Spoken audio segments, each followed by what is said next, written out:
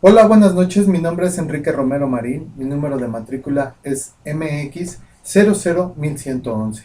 Hoy vamos a ver la materia de legislación fiscal con el proyecto integrador Legislación Fiscal Integral. Concepto fundamental del derecho fiscal. El derecho fiscal se define como un conjunto de normas jurídicas que regula la determinación y recaudación de los recursos del Estado para satisfacer las necesidades públicas.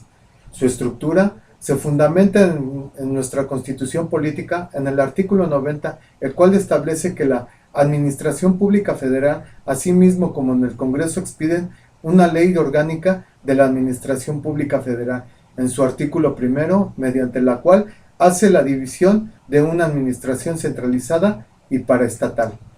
La administración tributaria, que es la Secretaría de Hacienda y Crédito Público, en ella se desprende un órgano desconcentrado llamado Servicio de Administración Tributaria, que sus siglas son SAT, el cual sus principales funciones son la recaudación, el control de las obligaciones y, por último, la comprobación del cumplimiento a actos de fiscalización y auditoría.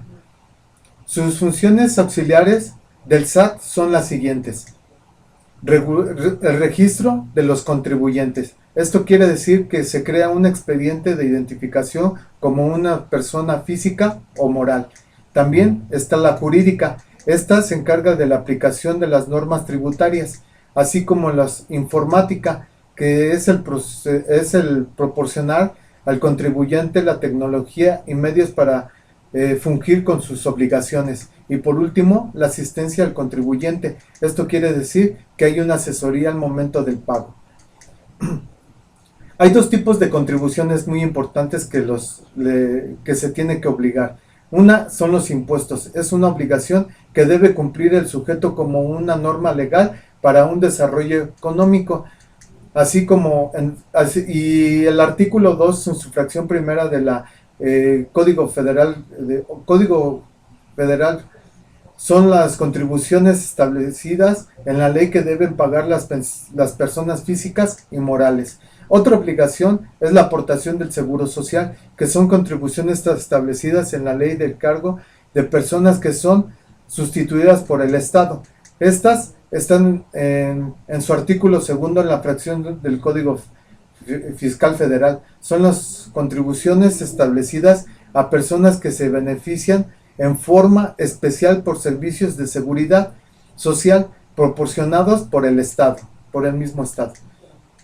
Las contribuciones son 5. Estas son comprobantes fiscales, las devoluciones, las comprobaciones, las declaraciones y la contabilidad electrónica. Vamos a hablar de dos en especial. Las devoluciones, que es un acto de entregar algo nuevamente. Desde el punto de vista financiero, es el desembolso del capital en un acreedor que anteriormente lo había concebido.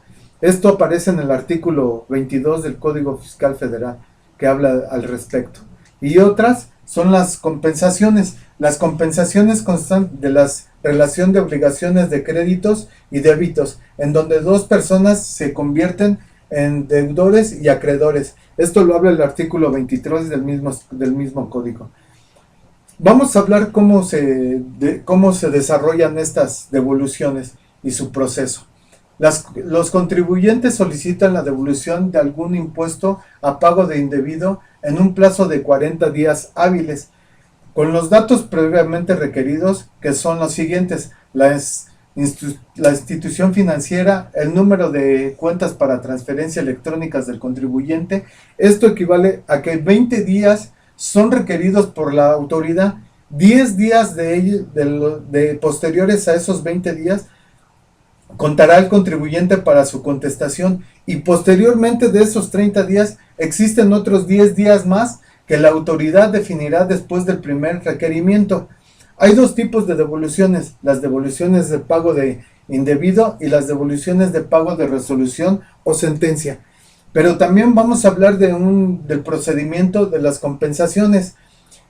Al ingresar a la página de internet www.sat.gov.mx, una operación transmite e integra el RFC y posteriormente la contraseña. Esto se hace previamente la contraseña, se da uno de alta. Indica a qué impuesto y periodo corresponde el aviso de comprobación en el campo de descripción y después en el botón adjuntar archivo envía los requisitos que se deben acompañar a la formación de la forma 41 oficial y después se obtiene tu acceso de recibo.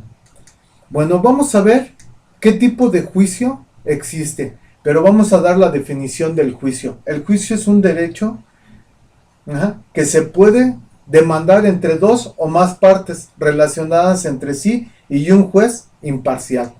Pero vamos a ver qué tipo de juicios hay. Está el juicio sumario.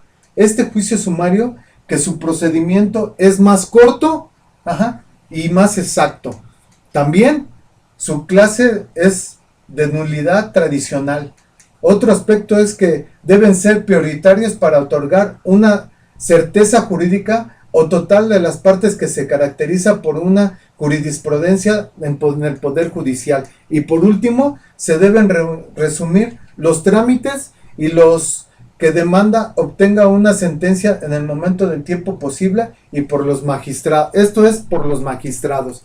Pero también, posterior a ese juicio sumario, existe otro juicio que es el complementario. Este juicio complementario observará los conceptos e impugnará previstos en el juicio tradicional y regulado por la Ley Federal de Procedimientos Contenciosos y Administrativos. Y por último, la contención de la demanda esté dentro de los 30 días después de las notificaciones.